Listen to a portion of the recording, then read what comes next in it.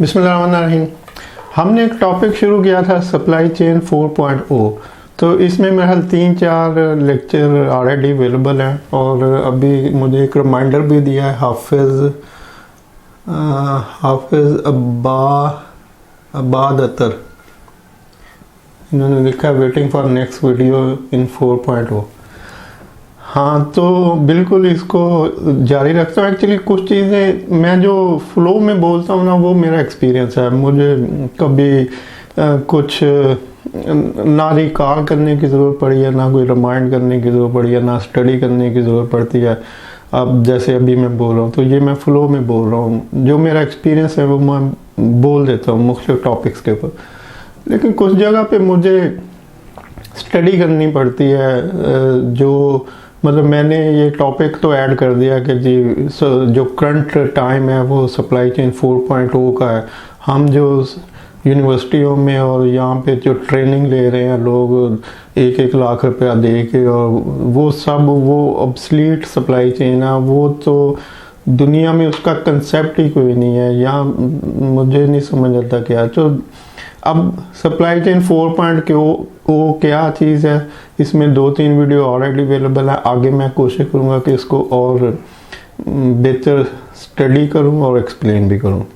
अब मेरे साथ ये होता है कि मैं मतलब जो मेरा टाइम था वहाँ पे तो इस तरह की, वहाँ पर तो मेरी आधी उम्र तो गुजर गई बगैर कंप्यूटराइज एनवायरनमेंट में, और बाकी जो आधी कंप्यूटराइज में गुजरी। तो वो दौर भी, जैसे कि अभी भी जो दौर चल रहा है ये एक्सेल का दौर है। यानी आधा दौर जो मैंने गुजारा वो एक्सेल का दौर था, और अभी भी एक्सेल का दौर ही चल रहा है।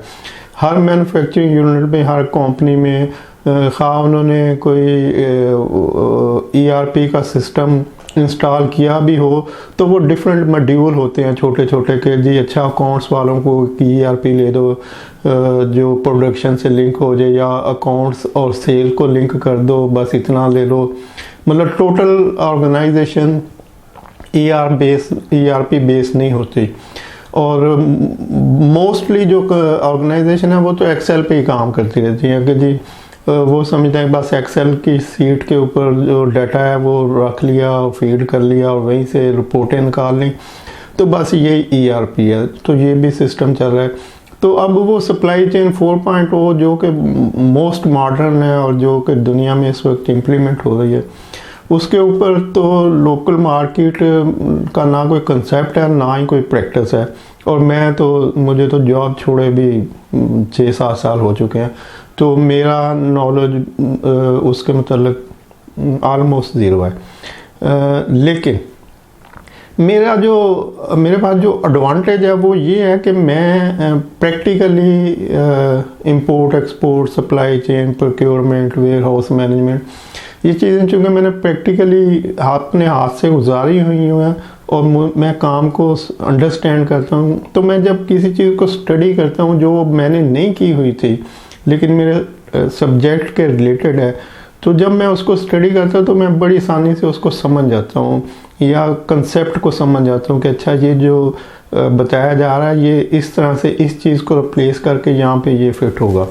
तो जब मैं उसको आसानी से अंडरस्टैंड कर लेता हूँ तो फिर मेरा मॉरली मेरी ये ड्यूटी है कि मैं जब अपनी वो चीज़ें आपको सिखाने की कोशिश करता हूँ जो मैं जानता हूँ, तो वो जो मैं जान सकता हूँ मुझे उसके ऊपर भी थोड़ा ज़ोर लगाना चाहिए, थोड़ा टाइम लगाना चाहिए, थोड़ी एफर्ट्स लगाना चाहिए।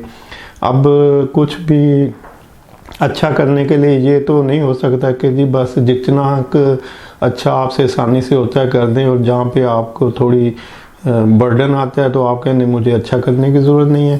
तो ये तो फिर वो गलत बात है। तो इसलिए मैं फिर जो इस तरह से कुछ जो भी एडवांसमेंट है वो कोशिश करता हूँ कि उसमें ऐड इन कर दूँ।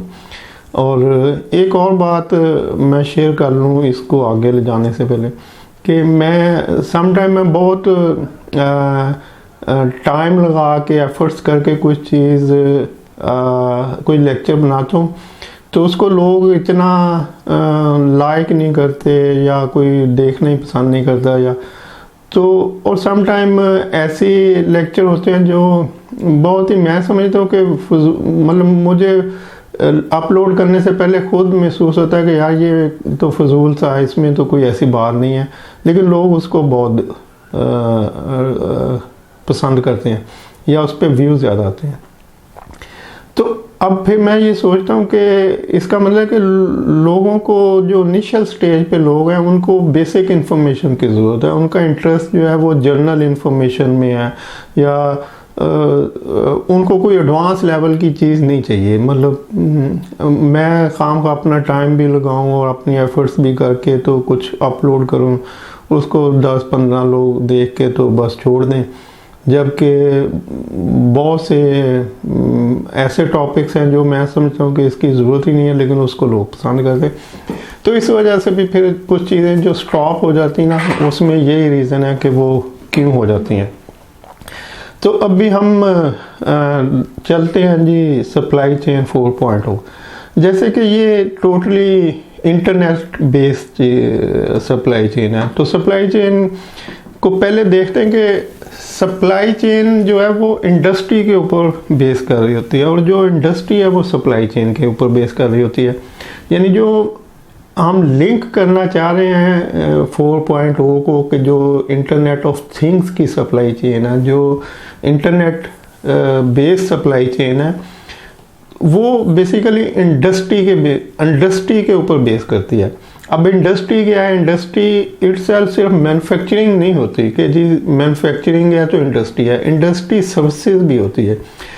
यानी जो हम प्रोक्योरमेंट की डेफिनेशन जब देखते हैं कि जी गुड्स एंड सर्विसेज, तो हम वहाँ पे एक सेग्रीगेशन कर लेते हैं कि गुड्स सेपरेट चीज़ें हैं, सर्विसेज सेपरेट चीज़ें हैं।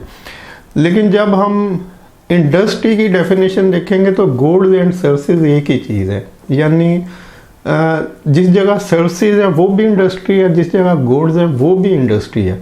आप सर्विसेज और गुड्स को सेपरेट नहीं कर सकते। फॉर एग्जांपल बिस्किट बन रहे हैं तो ये बिस्किट मैन्युफैक्चरिंग इंडस्ट्री है। शूज़ बन रहे हैं, शूज़ मैन्युफैक्चरिंग इंडस्ट्री है। कोई कोला बेवरेज, कोई जूस बन रहा है, ये उसकी मैन्युफैक्चरिंग इंडस्ट्रीज है। लेकिन अगर कोई हेल्थ केयर फैसिलिटीज़ है तो वो सर्विसेज हैं, तो ये हेल्थ केयर सर्विसेज हैं। एंटरटेनमेंट इंडस्ट्रीज़ है, फिल्म इंडस्ट्रीज़ है, ड्रामा इंडस्ट्री है, ये एंटरटेनमेंट इंडस्ट्रीज़ है।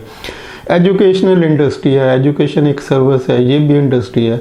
तो ऐसे जितनी भी सर्विसेज हैं वो सब की सब इंडस्ट्री है। यानी सर्विसेज को हम ये नहीं कह सकते कि ये गुड्स से सेपरेट है कि जी गुड्स बनेगी तो इंडस्ट्री होगी। अगर सर्विसेज कहीं पे सेल हो रही है तो वो भी इंडस्ट्री कहलाएगी।